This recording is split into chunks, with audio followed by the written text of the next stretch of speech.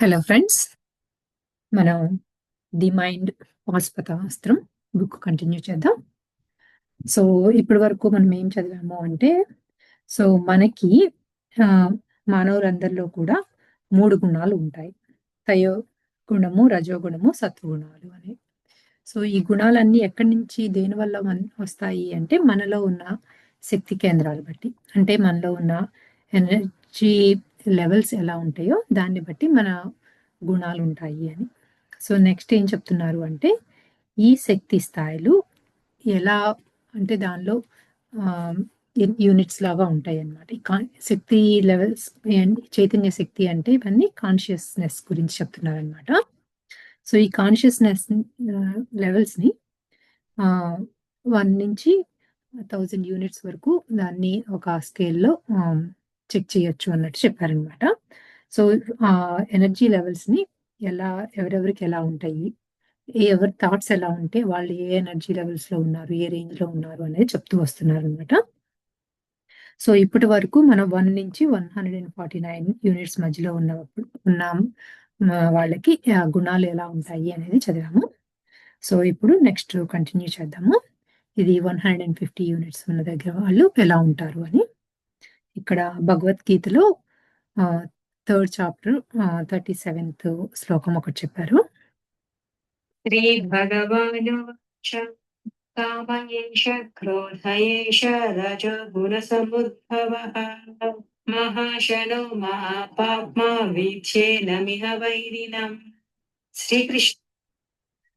ఇది ఏంటి అంటే, రజోగుణం వలన కలిగిన కామమే కోపం. ఇది ఎంత మాత్రము తృప్తిని చెందనివ్వదు. ఇది మహాపాపి. ఈ సందర్భంలో దీన్ని శత్రువు అని తెలుసుకో. ఏమంటున్నారంటే, రజోగుణంలో ఉన్నప్పుడు మనకేంటి అంటే ప్రతిదానికి ఒకటి మళ్ళీ మళ్ళీ కావాలి. ఏదైనా ఒకటి కావాలని దాని తర్వాత ఇంకొకటి. ఎప్పుడు ఒక రకమైన ఆకాంక్ష, కామము ఎక్కువ ఉంటుంది. ఆ కామం వల్లనే కోపం కూడా వస్తుంది అని చెప్పి. ఎందుకంటే అక్కడ తృప్తి అనేది ఎప్పుడు ఉండదు కాబట్టి. దానినే శత్రువు అని కూడా అంటున్నారనమాట. అన్ని గుణాలలోనూ రజోగుణం మహాపాప భూయిష్టమైనది. ఒకానొక రజోగుణి యొక్క ప్రధాన చిహ్నమే కోపం లేదా క్రోధం. ఈ కోపం అనేది ఆత్మకు పరమశత్రువు. మానవ జీవితాన్ని నాశనం చేసేదే ఈ కోపం. కోపంలో ఉన్నవారు ఎప్పుడూ తృప్తి చెందలేరు. కొన్ని తక్కువ సందర్భాల్లో ఈ కోపం నిర్మాణాత్మకంగా అంటే కన్స్ట్రక్టివ్గా పనిచేస్తుంది. కానీ ఈ కోపం వలన ఎన్నో అనర్థాలు జరుగుతాయి. ఈ కోపం పరాభవానికి, పగ ప్రతీకారాలకు, ప్రమాదకరమైన హింసకు, ప్రజల మధ్య, దేశాల మధ్య యుద్ధాలకు దారితీస్తూ ఉంటుంది. ఇదంతా ఏంటి, మనకి ఎప్పుడన్నా యుద్ధాలొచ్చినా లేకపోతే మనుషులు ఇద్దరు ఒక గ్రూప్స్ మధ్యలో జరిగిన ఫైటింగ్స్ ఏదైనా కూడా వీటికి మెయిన్ రీజన్ ఏంటి అంటే కోపము అని చెప్తున్నారు. ఈ కోపం దేని వలన వస్తుంది? రజోగుణం వల్ల వచ్చిన కామం వల్లనే ఈ కోపం వస్తుంది అని చెప్పి చెప్తున్నారు. కొన్ని సందర్భాల్లో ఈ కోపం వలన మానవ జాతికి మంచి జరిగింది.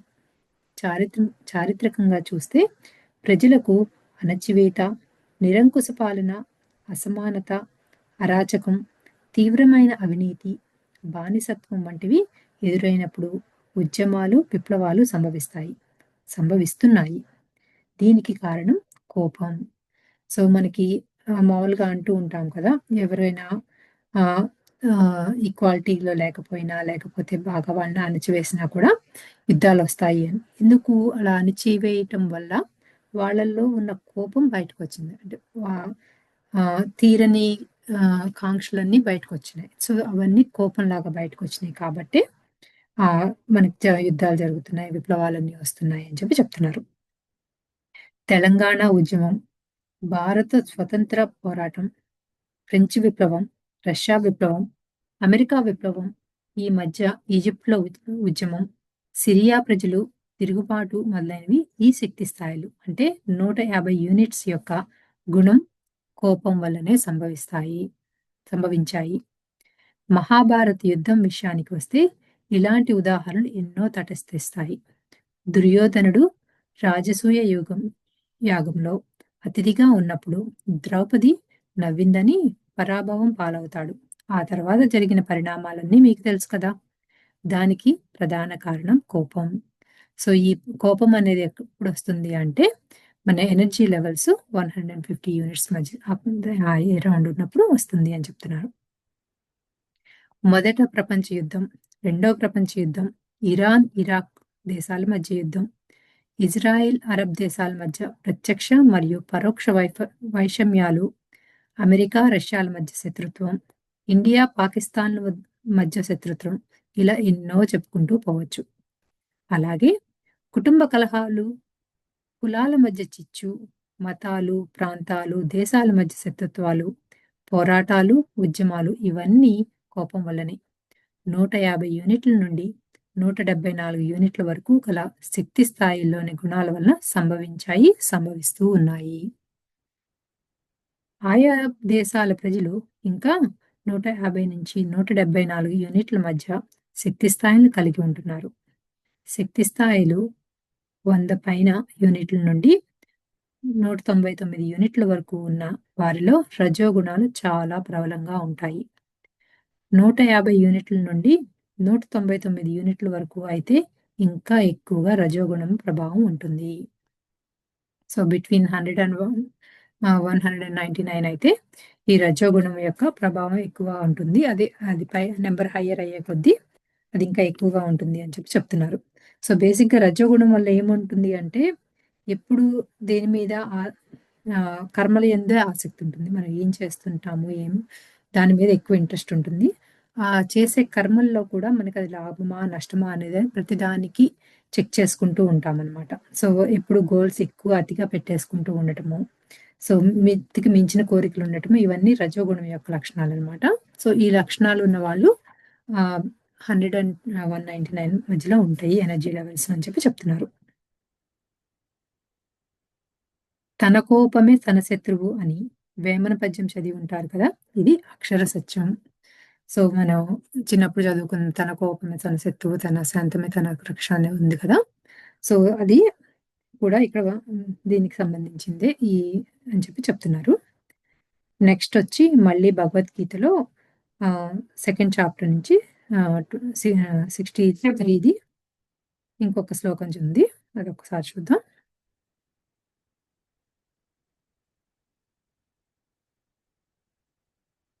భగవద్గీత సాంఖ్యయోగము 63వ శ్లోకం.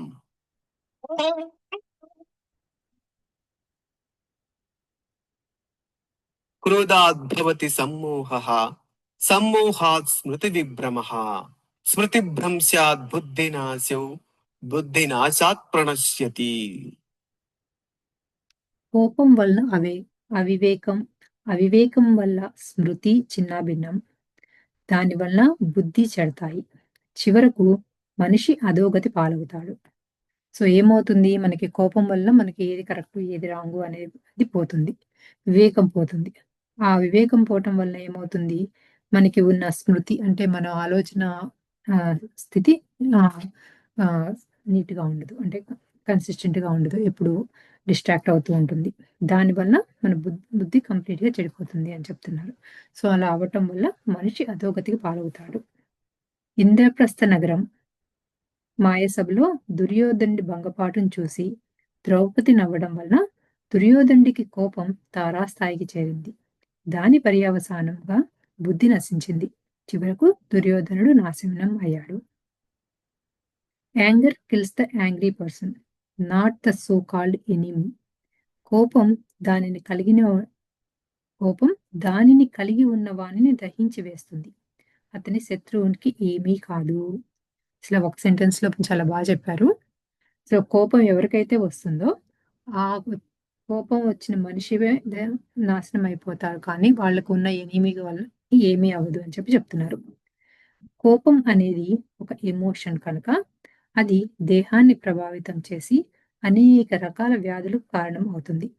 ఇవాళ మనం చూస్తున్న రక్తపోటు, మధుమేహం, గుండె జబ్బులు, క్యాన్సర్ మొదలగు వాటికి ప్రధాన కారణాల్లో కోపం అనేది ఒకటి. అంతేకాకుండా ఎన్నో రకాల శారీరక సమస్యలకు, మానసిక రుగ్మతలకు ఈ కోపం ఒక కారణం అవుతుంది. సో కోపం అనేది ఏంటి అంటే ఒక ఎమోషన్ మాత్రమే. ఆ ఎమోషన్ మనలో ఎక్కువ అవుతున్న కొద్దీ ఏమవుతుంది, హెల్త్ ప్రాబ్లమ్స్ వస్తున్నాయి అని చెప్తున్నారనమాట. అది ఫిజికల్‌గానే కాకుండా మనకి మానసిక రుగ్మతలు అంటే ఇప్పుడు మనం డిప్రెషన్స్ అని ఇవన్నీ చెప్తున్నాం కదా! వాటికి కూడా ఒక రీజన్ ఈ కోపం వల్లనే అని చెప్తున్నారు. శ్వాస అభ్యాసాలు అంటే బ్రీతింగ్ ఎక్సర్‌సైజెస్, ధ్యానం, మెడిటేషన్, ప్రాణాయామం మొదలైనవి సాధన చేయటం వల్ల చైతన్య శక్తి స్థాయిలు వృద్ధి చెందటం వల్ల ఈ కోపం అనే ఎమోషన్‌ని అదుపులో ఉంచుకోవచ్చు. సో, మనం ఈ మెడిటేషన్ ఎందుకు చేయాలి? లేకపోతే ప్రాణాయామం అన్నా, మెడిటేషన్ అన్నా ఇవన్నీ ఎందుకు అంటే మనలో ఉన్న కాన్షియస్ ఎనర్జీస్‌ని పెంచుకోవటం కోసం. అలా పెంచుకోవటం వల్ల ఏమవుతుంది అంటే మనలో ఉన్న ఈ కోపం అనే ఎమోషన్ కంట్రోల్‌లోకొస్తుంది అని చెప్తున్నారు. గుణాలు అంటే క్వాలిటీస్ వృద్ధి చెందడం ద్వారా ఈ ఎమోషన్స్ ఆటోమేటిక్‌గా కనుమరుగవుతాయి. సో, మనలో ఉన్న క్వాలిటీస్‌ని మనం కాన్షియస్‌తో కనెక్ట్ అయ్యి ఎనర్జీస్‌ని పెంచుకుంటూ ఉంటే కనుక ఆటోమేటిక్‌గా మనలో ఉన్న ఈ ఎమోషన్ తగ్గుతుంది అని. ఆధ్యాత్మిక శక్తి వృద్ధి చెందడం ద్వారా మాత్రమే ఈ స్థితి నుండి బయటపడే అవకాశాలు మెండుగా ఉంటాయి.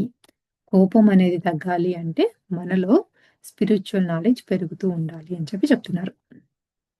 శక్తి స్థాయిలు ఎనర్జీ లెవెల్స్ 175 యూనిట్ల వద్ద మానవ గుణాలు ఎలా ఉంటాయో చెప్తున్నారు నెక్స్ట్. సో, ఇప్పుడు వరకు 115 నుంచి 174 వరకు చూసాము. ఇది 175 నుంచి 199 వరకు ఉన్న ఆహ్, ఆహ్, హ్యూమన్ ఆహ్, నేచర్స్ చెప్తున్నారనమాట. 175 యూనిట్స్ నుంచి 199 యూనిట్స్ వరకు మనుషులు గర్వకారణంగా అంటే ప్రైడ్‌తోనూ, అహంకారంతోనూ ఫీల్ అవుతూ ఉంటారు. తామున్న సామాజిక హోదా, భయాలు కంటే తక్కువ ప్రమాదకరమైనవని ఈ గర్వకారణ స్థితి.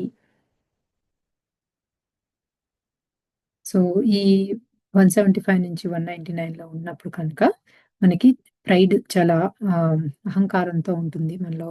ఇగో చాలా ఎక్కువుంటుంది అని చెప్తున్నారనమాట. సో, దీనికి ఎందుకు అంటే సోషల్ స్టేటస్ కానీ, మనలో ఉన్న ఫియర్స్ కానీ అవి మనని చాలా తక్కువ ప్రమాదకరమైనవి అని చెప్పి ఈ స్థాయి ప్రమాదకరమైనవి ఈ గర్వకారణ స్థితికి అని చెప్తున్నారు. ఫియర్ తక్కువగా ఉండటం వల్ల కానీ, సోషల్ స్టేటస్ వల్ల కానీ అని చెప్తున్నారు. 175 యూనిట్ల ప్రారంభ శక్తి స్థాయిల్లో పొగరు, ధిక్కారము, తలబిరుసు వంటి గుణాలు ఉంటాయి. శక్తి స్థాయిలు వృద్ధి అవుతూ 199 యూనిట్లు చేరేసరికి ప్రైడ్ అంటే గర్వకారణం గుణంగా అలవాటు పడుతుంది. సో, 175 ఆ రేంజ్‌లో ఉన్నప్పుడేమో పొగరుంటుంది. మనకి ఏది అయినా దాన్ని వద్దు అని చెప్పి ధిక్కారం ఉంటుంది. అన్నీ అవాయిడ్ చేస్తూ తల బిరుసు అంటాం కదా! సో, హెడ్ స్ట్రాంగ్‌గా ఉంటాము. అదే కనుక పెరుగుతున్న కొద్దీ ఆ గుణాలన్నీ కూడా ప్రైడ్‌లోకొచ్చేస్తాయి అని చెప్తున్నారు. 175 నుంచి 199 యూనిట్ల మధ్య ఆత్మగౌరవం, మాట పట్టింపులు, మా జాతి గొప్పది, మా ప్రాంతం గొప్పది, మా ఆంధ్ర గొప్పది, మా తెలంగాణ గొప్పది, మా ఇండియా గొప్పది, మా పాకిస్తాన్ గొప్పది మొదలైన అనేక ఎమోషన్స్‌ని కలిగి ఉంటారు. ఈ శక్తి స్థాయిలో మా రష్యా సైన్యం గొప్పది, మా అమెరికా సైన్యం గొప్పది. ఇలాంటి జాతీయవాదాలు, మా తెల్లవారు గొప్పవారు, మా నల్ల జాతీయుల గొప్పవారు మొదలైనటువంటి వాదాలు ఈ శక్తి స్థాయిల్లో కలవారిలో ఉంటాయి.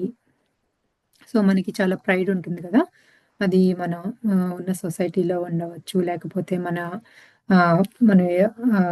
ఎక్కడ మనం తీసుకున్న ఏరియాలో దేనిలో కానీ అంటే ప్రైడ్ అయితే ఎక్కడైతే ఉందో అది అంతా దానికి రీజనింగ్ ఏంటి అంటే మనకున్న ఎనర్జీ లెవెల్స్ ఈ 175 అండ్ 199 మధ్యలో ఉండుంటాయి అని చెప్తున్నారు.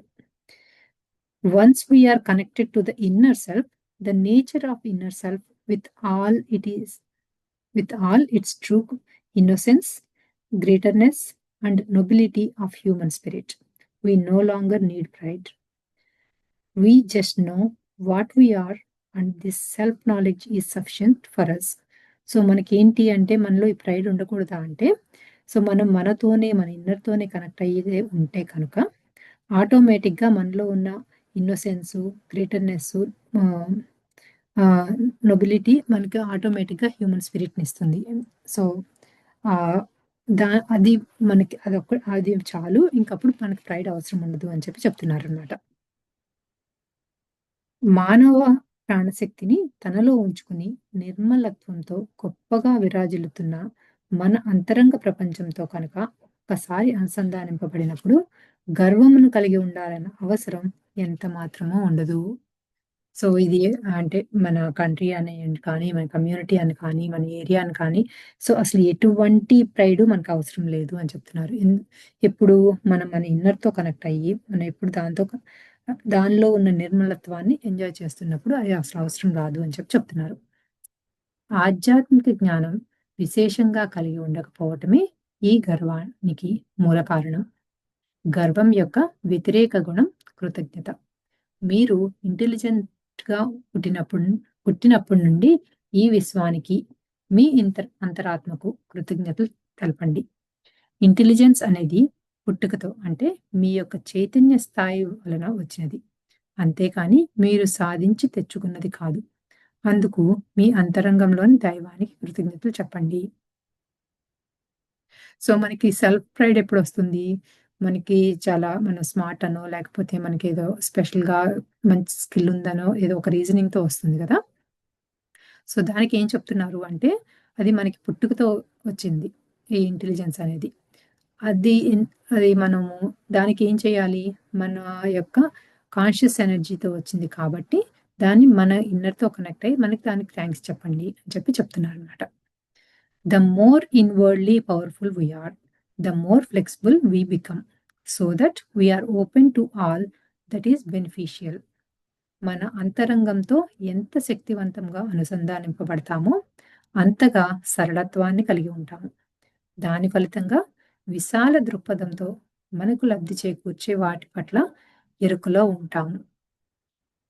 సో, మనకి ఎక్కువ ఎంతగా మన ఇన్నర్‌తో కనెక్ట్ అయ్యి ఉంటే కనుక, మనలో అంత క్లారిటీ ఉంటుంది అని చెప్తున్నారు. సో, ఆటోమేటిక్‌గా క్లారిటీ ఉన్నప్పుడు ఏముంటుంది? మనకి ఏదైతే అనుకుంటామో, మన థాట్ ప్రాసెస్ కూడా చాలా ఓపెన్‌గా ఉంటుంది అని చెప్తున్నారనమాట. సో, మనకి ఆటోమేటిక్‌గా మనకి అవేర్‌నెస్ వస్తుంది. మన థాట్ ప్రాసెస్ ఓపెన్‌గా ఉన్నప్పుడు మన చుట్టుపక్కల ఏం జరుగుతుంది, దాన్ని చాలా అబ్జర్వ్ చేస్తూ ఉంటాము. హ్మ్. ఎప్పుడు అవేర్‌గా ఉంటాము అని. కేవలం మనుషుల యొక్క ఈ గుణాలే కాకుండా ఈ భృప ఈ భూప్రపంచంలో అన్ని విషయాలు, అన్ని వస్తువులు, అన్ని భౌతిక సంఘటనలు, అన్ని భౌతిక పదార్థాలు, అన్ని నదులు, పర్వతాలు, సముద్రాలు, దేశాలు మొదలైనవి ప్రపంచపు విషయాల యొక్క శక్తి స్థాయిలను ఈ పద్ధతి ద్వారా లెక్క కట్టవచ్చును. ఇదంతా మనం చదివేది ఎనర్జీ లెవెల్స్ అనేదంతా దేనిలోంచి వస్తుంది? కైనెసాలజీ అని చెప్పి అది దాని గురించి చెప్తున్నారు కదా! సో, అయన్నీ కూడా మన ఒక్క మనుషులకే కాదు, మన చుట్టుపక్కల ఉన్న ప్రతి వస్తువుకి, ప్రతి థింగ్‌కి కూడా ఎనర్జీ ఉంటుంది. ఆ ఎనర్జీని ఈ కైనెసాలజీలో చెప్తారు అని చెప్తున్నారనమాట. ఈ క్రింది కొన్ని విషయాలు, దేశాలు, సంఘటనలు మొదలైనవి శక్తి స్థాయిలను చూద్దాం. సో, ఈ ఒక్కొక్క దానికి కొన్ని యూనిట్స్ ఉంటాయి కదా! ఆ యూనిట్స్ ఏమేంటో చెప్తున్నారనమాట. గర్భస్రావం 60 యూనిట్స్. రాస్తా రోకో లేదా రైల్ రోకో మొదలైనవి 80 యూనిట్స్. రత్నాచల్ ఎక్స్‌ప్రెస్‌ని తగులపెట్టడం 35 యూనిట్స్. నిర్భయ సంఘటనలు ఢిల్లీలో జరిగినవి 15 యూనిట్స్. వరంగల్‌లో జరిగిన యాసిడ్ దాడి 15 యూనిట్స్.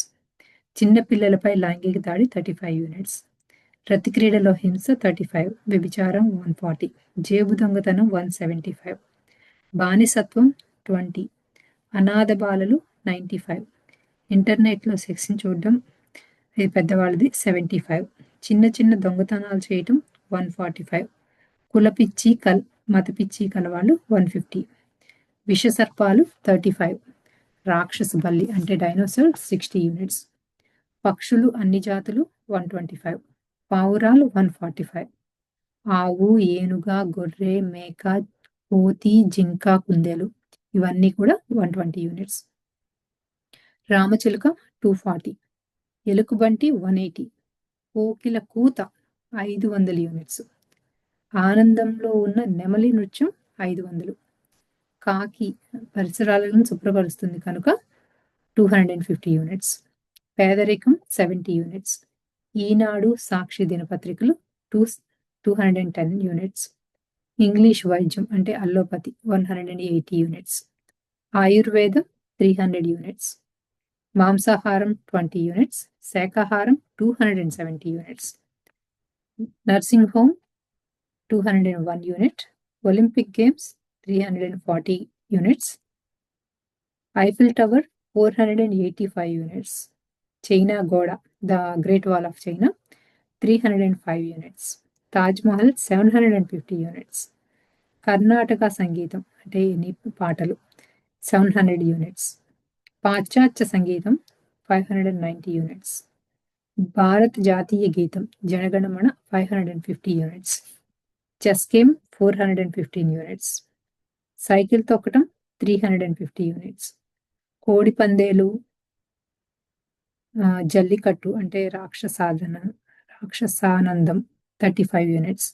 జూదం 180 యూనిట్స్. Football game 450 units. శారీరక మద్దతు అంటే massaging 250 units. Basketball 330 units. Cricket 300 units. భారత సుప్రీంకోర్టు 475 యూనిట్స్. మరణ శిక్ష రద్దు చేస్తే అదే సుప్రీంకోర్టుకి 540 యూనిట్స్. సో రెగ్యులర్గా ఓన్లీ కోర్టు లాగా ఉంటే 475. అదే కనుక మరణ శిక్షను రద్దు చేస్తే దానికి 540 యూనిట్స్ అంటే 70 యూనిట్స్ ఎక్కువ ఉంటున్నాయి. భారత పార్లమెంటు 475. భక్తి యోగం 935. రాజయోగం 935. జ్ఞానయోగం 975. కర్మయోగం 915. జ్యోతిషం 185. డిఎన్ఏ కోడింగ్ 400 నుండి 450. అది దేహం యొక్క మహిన్మాన్విత శక్తి కలవారు అంటే శాస్త్రజ్ఞులు పరిగణలోకి తీసుకోరు కనుక. గంగా నది 900 యూనిట్స్. ప్రయాగ నుండి గంగా నది వరకు 515 యూనిట్స్ అంట. శ్రీశైలం, కాళహస్తి, అరుణాచలేశ్వర గుడి ఇవన్నీ 700 యూనిట్స్. అరుణాచల కొండ itself 500 units. Giza pyramid 1000 units. కట్టడాలు అయితే 520 యూనిట్స్. మాచు పీచు 510. మహావతార్ బాబాజీ గుహ 900 యూనిట్స్. సో వీటిలో ఇప్పటి వరకు మనం చదివింది హైయెస్ట్ గీజా పిరమిడ్ 1000 యూనిట్స్ అంట. తర్వాత నెక్స్ట్ వచ్చి మహావతార్ బాబాజీ గుహ 900 యూనిట్స్. ఇంకా కొన్ని 900స్లో ఉన్నాయి ఏంటి అంటే కొన్ని సనాతన ధర్మము, ఆర్యుల యోగం, ద్రావిడ యోగం ఇవన్నీ కూడా 900 యూనిట్స్లో ఉన్నాయి. సో తమో గుణంలో ఉన్నాయి అందరూనేమో 200 యూనిట్స్ లోపు ఉన్నారు. రజోగుణం ఏమో 200 నుంచి 400 మధ్యలో ఉన్నారు. ఉత్తమ రజోగుణం అంటే 400 నుంచి 499 వరకు. సత్వగుణాలు వచ్చి 500 నుంచి 599 మధ్యలో ఉన్నారనమాట. శుద్ధ సాత్విక గుణాలు 600+ యూనిట్స్ అని చెప్తున్నారు. కృత్రిమ ఎరువులు యూరియా, డిఏపి మొదలైనవి 95. సేంద్రియ ఎరువులు ఆవు పేడ, చెట్ల ఆకులు ఇలాంటివి 225. సో ఆల్మోస్ట్ 130 యూనిట్స్ డిఫరెన్స్ ఉంది. అంటే మనం వేసే మందులకిను మనం పెస్టిసైడ్స్ మనం బయట నుంచి కొనుక్కొచ్చే పెస్టిసైడ్స్ కాదు ఎరువులకి బయట నుంచి కొనుక్కొచ్చిన వాటికి ఏమో 95 అయితే మనము ఇంట్లో చేసే సేంద్రియ ఎరువులకి అయితే తేడా 130 యూనిట్స్ ఉంది. బెల్లము 215, చక్కెర 90. ఆహార పదార్థాల్లో వాడే కృత్రిమ రంగులు 80. పాలిష్ చేసిన బియ్యం 140. దంపుడు బియ్యం 210. సారాయి 90. కొకైన్, గంజాయి, హెరాయిన్ 7. ఆల్కహాల్ తాగుడు 90. డ్రగ్స్ 95. తాగి వాహనాలు నడవటం 55. విశాఖపట్నం మళ్ళీ ఇక్కడ ఒక సిటీలకు కూడా చెప్తున్నారు. విశాఖపట్నం 355, ఢిల్లీ 300, బాంబే 270, కలకత్తా 370, సారీ బాంబే 270, కలకత్తా 370, చెన్నై 290, బెంగళూరు 375, అహ్మదాబాద్ 360, హైదరాబాద్ 290. సో ఇందులో కొన్నిటికి రీజనింగ్ కూడా ఇచ్చారనమాట. బాంబే ఎందుకు 270నే ఉంది, వైజాగ్ ఢిల్లీ 300స్లో ఉన్నప్పుడు అంటే బాంబేలో మాఫియా డ్రగ్స్ ఇవన్నీ ఎక్కువ కదా అని చెప్తున్నారు. హైదరాబాద్ కూడా తక్కువ ఎందుకు ఉంది అంటే అక్కడ ఎక్కువ నాన్ వెజ్ మాంసాహారాలు ఎక్కువ అని చెప్తున్నారు అనమాట. ఇలా ఆంధ్రప్రదేశ్, తెలంగాణలో కొన్ని పట్టణాల్లో శక్తి స్థాయిలను మనం లెక్క కట్టవచ్చు. సో ఇది ఒక వస్తువుకే కాదు, ఒక ఇలా సిటీలకి ఒక ప్రదేశానికి కూడా మనము అక్కడ ఉన్న ఎనర్జీస్ని కనుక్కోవచ్చు అని చెప్తున్నారు అనమాట. సో ఇక్కడ వరకు ఎవరిని ఏమైనా యాడ్ చేస్తారా? సో అంతా చాలా కొత్తగా, అంటే ఒక్కొక్క దానికి ఎనర్జీ లెవెల్స్ ఎలా ఉంటాయి అని కూడా చెప్తున్నాను. దీనిలో ఎస్పెషల్లీ ఫుడ్ దగ్గరికి వచ్చినప్పుడు వీళ్ళు చెప్పారు కదా, బెల్లం 215, చక్కెర ఏమో 90. సో మనకున్న ఎనర్జీస్ పెంచుకోవటప్పుడు కూడా ఈ ఆహార పదార్థాలు సరైనవి తింటే మనకి హెల్ప్ చేస్తాయి అని చెప్పి ఎనర్జీ లెవెల్స్ కూడా చెప్తున్నాయి. దంపుడు బియ్యం 210, పాలిష్ చేస్తే 140 అలా. ఓకే. దీంతో మనం 0 నుంచి 199 యూనిట్స్ వరకు ఉన్న ఒక చాప్టర్ అయిపోయింది. నెక్స్ట్ చాప్టర్ వచ్చి తటస్థులు, సాహసికులు. సో వీళ్ళంటే ఎనర్జీ లెవెల్స్ 2లోకి వచ్చారనమాట. శక్తి స్థాయిలు 200+ యూనిట్స్ వద్ద మానవ గుణాలు ఎలా ఉంటాయి అనేది ఈ చాప్టర్లో చెప్తున్నారు. కొన్ని వేల సంవత్సరాలుగా ఈ భూమి మీద మానవ జాతి సరాసరి శక్తి స్థాయిలు 200 యూనిట్ల లోపుగానే ఉండిపోయాయి. 200 యూనిట్లు అనేది మానవ జాతి మొత్తానికి ఒక ముఖ్యమైన సందిగ్ధమైన దశలో ఉన్న శక్తి స్థాయి. మానవ జాతి యొక్క సరాసరి శక్తి స్థాయిలు అంటే యావరేజ్ ఎనర్జీ లెవెల్స్ 200 యూనిట్స్ దాటటానికి కొన్ని వేల సంవత్సరాలు పట్టడం అనేది చాలా బాధాకరమైన విషయం. సో ఇప్పటి వరకు మనందరము కూడా ఈ భూమి మీద మనుషులు అందరము కూడా 200 లోపే ఉన్నాము మన యూనిట్స్ అన్ని అని చెప్తున్నారు అనమాట. 200 యూనిట్స్ లోపు ఉన్న శక్తి స్థాయిల్లో ఉంటున్న మానవ గుణాలు బలహీనమైనవి మరి నెగటివిటీని కలిగి ఉన్నాయి. 200+ యూనిట్స్ పైన ఉన్న శక్తి స్థాయిలో మానవ గుణాలు బలవత్తరమైనవి మరి పాజిటివిటీని కలిగి ఉన్నాయి. 200+ యూనిట్స్ పై నుండి పైకి ధైర్యం అనే గుణం చాలా ఆటోమేటిక్గా క్రమక్రమంగా అలవాడుతుంది. సో 200 కంటే తక్కువగా ఉంటేనేమో మనలో కోపము, భయము ఇవన్నీ ఎక్కువ ఉన్నాయి. దాన్ని దాటితే కనుక ఆటోమేటిక్గా ధైర్యం పెరుగుతుంది అని చెప్తున్నారు అనమాట. 200 యూనిట్స్ శక్తి స్థాయిలలోపు ఐ కెనాట్, నా వల్ల కాదు అనే భావనలు ఉంటాయి.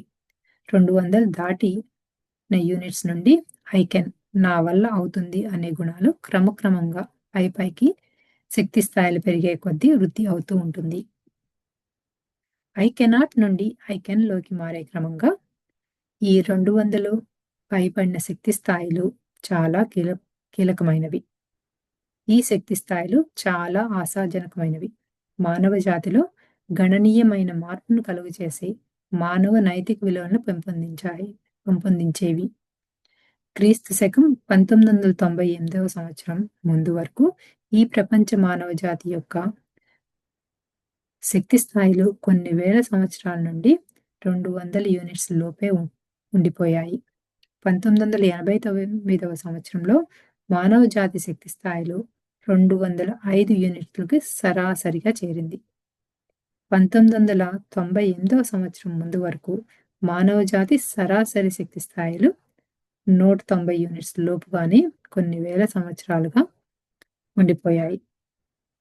1998 సంవత్సరం ముందు వరకు ఈ మానవ జాతి ఎన్నో భయానక వ్యాధులు, ఎంతగానో అరాచకాలను, హింసలను, ప్రకృతి వైపర్యాలను, అంతులేని దుఃఖాన్ని, దైన్య పరిస్థితులను, దారిద్ర్యాన్ని, చీకటి జీవితాలను, అనారోగ్యాలను, మూర్ఖత్వాన్ని, అవమానాలను, పాపభీతిని, బుద్ధిమాంద్యంతో బాధపడే వారిని, ప్రాణాంతకమైన మహమ్మారి వ్యాధులను, నిరంకుశత్వాన్ని, అవసరం లేని యుద్ధాలను, అపారమైన ప్రాణ నష్టాన్ని, ఇలా అనేక రకాలుగా మానవజాతి ఎన్నెన్నో క్లిష్ట పరిస్థితులను, మహా కష్టమైన దుఃఖ పరిస్థితులను ఎదుర్కొంది. సో, ఇక్కడ నాకొకటి అర్థం కానిది ఏంటి అంటే 1998 ముందు చాలా మన భూమి మీద ఎన్నో రకాల ఇబ్బందులొచ్చాయి. మానవులందరూ చాలా ఇబ్బంది పడ్డారు అని చెప్తున్నారు. ఆ టైంలోనేమో 190 యూనిట్స్ లోపు వరకే ఉందది అని చెప్తున్నారు. కానీ అంతకుముందు ఏం చెప్పారంటే 1989లో 205 వరకు కూడా వెళ్ళింది అన్నట్టు చెప్తున్నారన్నమాట. సో, ఆ 10 ఏళ్లలో కొంచెం డిఫరెన్స్ వచ్చి అది ఇంకా తగ్గింది అన్నట్లుగా నాకు అర్థమవుతోంది.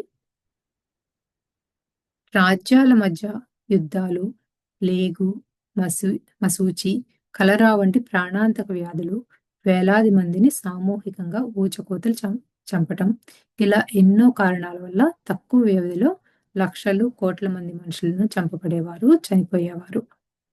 ఇలాంటి దారుణమైన పరిస్థితులు మానవ జాతి చైతన్య శక్తి వికాసానికి ఎంత మాత్రమూ మంచిది కాదు. ఇలాంటి దారుణాల వలన మానవ జాతి మరియు ఇతర జాతులు సమస్త కోటి ఆధ్యాత్మిక చైతన్య పరిణామానికి గొడ్డలి పెట్టు వంటివి. సో, ఇట్లా జరుగుతూ ఉంటే మనుషుల్ని ఇబ్బంది పెట్టేవి. మన స్పిరిచువల్ నాలెడ్జ్ దానివల్ల పెరగదు అని చెప్తున్నారన్నమాట.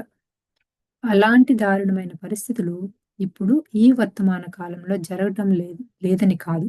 అయితే 1998 సంవత్సరం ముందు జరిగిన దారుణాలంతటివి తీవ్రమైనవి కావు.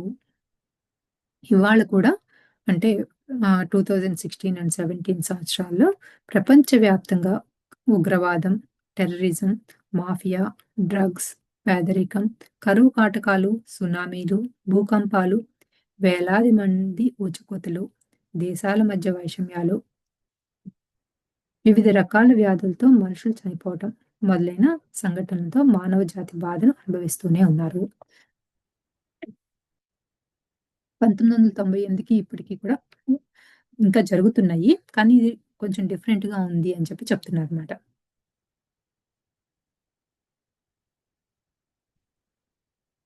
Suffering is not good for the evaluation of the soul. బాధ అనేది ఆత్మ యొక్క చైతన్య పరిణామానికి మంచిది కానే కాదు. ఇది జేన్ రాబర్ట్స్ బుక్‌లో రాసిందన్నమాట. సేత్ చెప్పిందన్నమాట. ప్రాచీన కాలంలో పాతరాయి యుగం, కొత్తరాయి యుగం మొదలైన కాలాలలో మనుషులు గృహాలలో జీవించేవారు. జంతువులను వేటాడటం, వాటి మాంసాన్ని భుజించటం, గృహాలలో జీవించటం వంటివి ఉండేవి. అప్పట్లో మనుషుల శక్తి స్థాయిలు 50 నుండి 100 యూనిట్ల లోపు ఉండేవి. చాలా అనాగరికంగా ఉండేవారు. ఆ తర్వాత రాజులు, రాజ్య పరిపాలన మొదలైనవి అవతరించాక కొంత నాగరికత అభివృద్ధి చెందినప్పటికీ శక్తి స్థాయిలు కొన్ని వేల సంవత్సరాలుగా 200 యూనిట్ల లోపునే ఉండేవి. స్త్రీలపై అత్యాచారాలు, పిల్లల పట్ల బానిసత్వం, వృద్ధుల పట్ల అనాదరణ ఎక్కువగా ఉండేవి. మనుషులను బానిసలుగా అమ్మటం, కొనడం 70 యూనిట్ల కంటే తక్కువ శక్తి స్థాయిలను సూచిస్తూ ఉంటుంది. కృతయుగం, త్రేతాయుగం, ద్వాపరయుగం కాలాలలో రాక్షసులు విశృంఖలమై హింసకు, అరాచకానికి పాల్పడిన సందర్భాలు ఉన్నాయి. 200 యూనిట్లు కల శక్తి స్థాయిలు నెగిటివ్ గుణాలు మరియు పాజిటివ్ గుణాల మధ్య విభజన రేఖ ఉంటుంది. సో 200 లోపు ఉన్న వాళ్ళందరికీ నెగిటివ్, 200 దాటిన తర్వాత పాజిటివ్ థింకింగ్ వస్తుంది అని చెప్తున్నారు. జీవిత అనుభవాల కోసం కొత్త ప్రయత్నాలు చేయటం, కొత్తగా సంభవించే మార్పులకు సిద్ధపడటం, జీవితంలో ఎదురయ్యే సవాళ్లను ఎదుర్కోవటానికి సిద్ధపడటం మొదలైనవి 200 యూనిట్ శక్తి స్థాయిల నుండి ఆరంభమవుతాయి.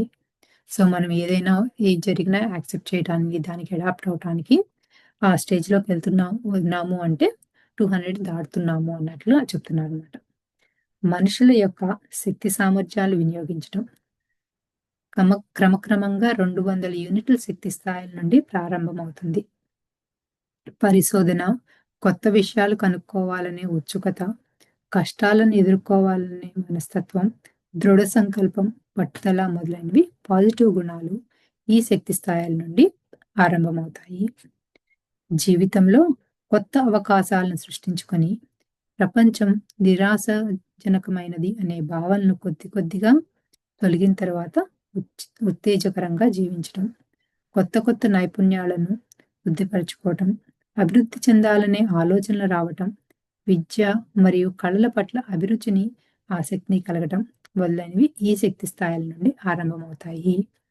సో మనకేమైనా ఆర్ట్స్ మీద ఇంట్రెస్ట్ ఎక్కువ వచ్చి మన ఆలోచనలన్నీ ఆటలు నేర్చుకోవటం మీద ఉంటే కనుక అది కూడా 200 దాటుతున్నప్పుడు వస్తాయి అని చెప్తున్నారు.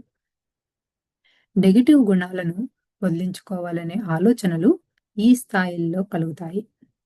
ఇది శుభ పరిణామం. అనవసరమైన భయాలను ఎదుర్కొనే గుణం అలవడుతుంది. పైన చెప్పుకున్నవన్నీ ఆరంభ స్థితిలో ఉంటాయి.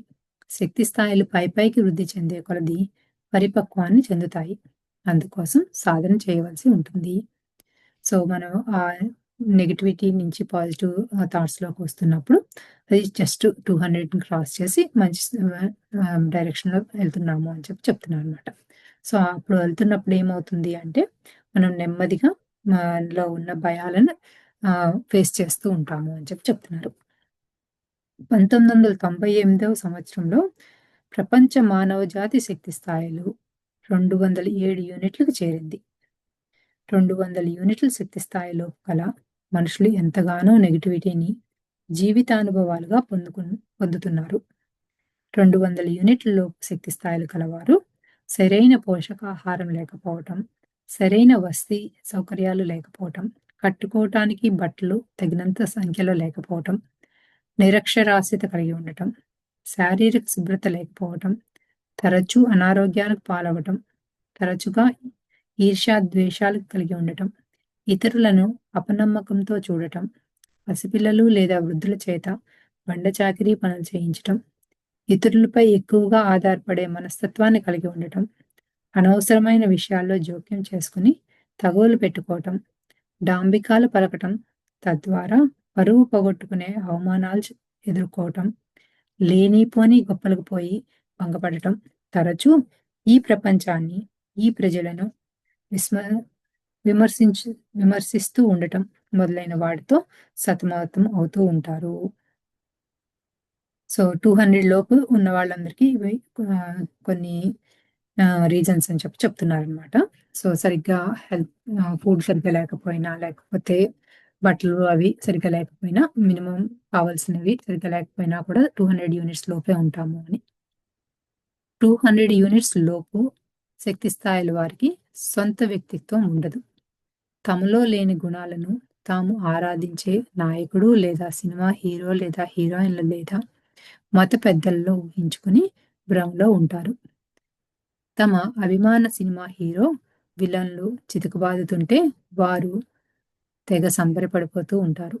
ప్రపంచంలో జరిగే ఎన్నెన్నో నేరాలకు, దుర్మార్గాలకు, అరాచకాలకు కారణం శక్తి స్థాయిలు 100 నుంచి 199 యూనిట్లు కలవారు అని చెప్పడంలో సందేహం లేదు.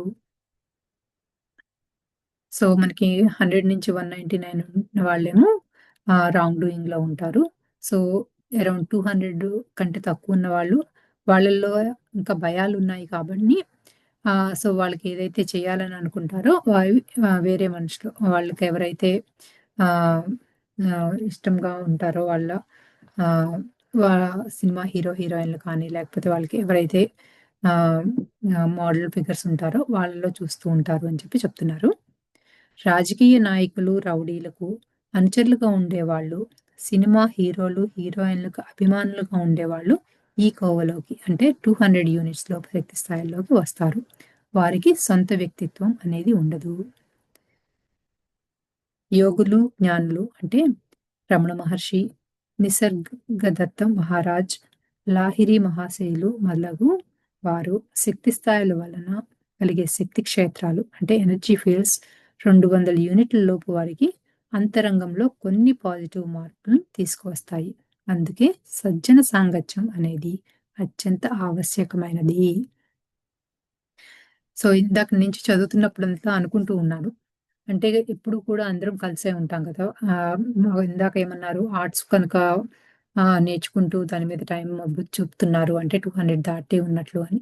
అప్పుడు నాకు వచ్చిన వెంటనే థాట్ ఏంటి అంటే మరి కొంతమంది దానికి నేర్పించే టీచర్స్ ఉంటారు కదా! వాళ్ళు ఎప్పుడు దానిలోనే ఉంటారు. ఆ ఆర్ట్స్‌లో, ఆ సంగీతంలోనో, ఆ డాన్స్‌లోనో లేకపోతే దేవుడి పూజలోనే ఎప్పుడు అందులోనే ఉంటారు కదా!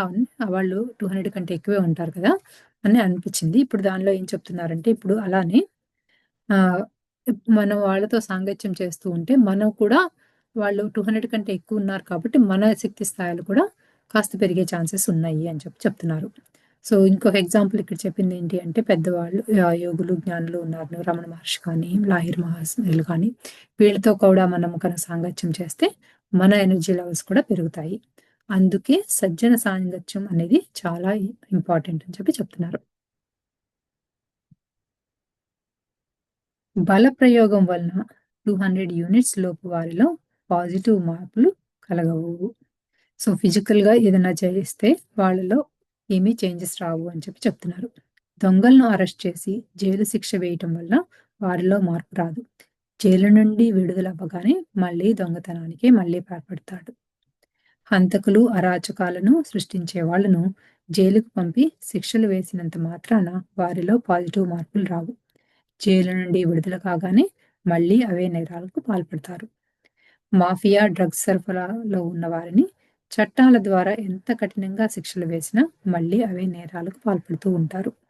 ఒక మాఫియా లీడర్‌కు ఉరివేసి శిక్షించినా సరే అలాంటి వారు అనేక మంది కొత్త వాళ్ళు తయారవుతారు.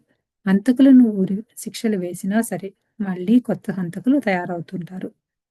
దొంగలకు ఎన్ని శిక్షలు వేసినా, కారాగారాల్లో బంధించినా సరే మళ్ళీ కొత్తవారు దొంగలుగానే తయారవుతూ ఉంటారు. వీటన్నిటికీ పరిష్కారం లేదా? ఉన్నాయి. ఆ పరిష్కార మార్గాలను ఈ పుస్తకంలో దాదాపు అన్ని అభ్యాసాల్లో అంటే అన్ని చాప్టర్స్‌లోనూ ఇస్తున్నాం. ఇప్పటికీ 80% ప్రపంచ జనాభా యొక్క చైతన్య శక్తి స్థాయిలు 200 యూనిట్ల లోపుగానే ఉంటున్నాయి. ప్రస్తుత జనాభా యొక్క సరాసరి అంటే యావరేజ్ చైతన్య శక్తి స్థాయిలు 212 యూనిట్లుగా ఉంది. సో, యావరేజ్ కాన్షియస్ ఎనర్జీ మనది 212 యూనిట్స్ లాగా చెప్తున్నారనమాట.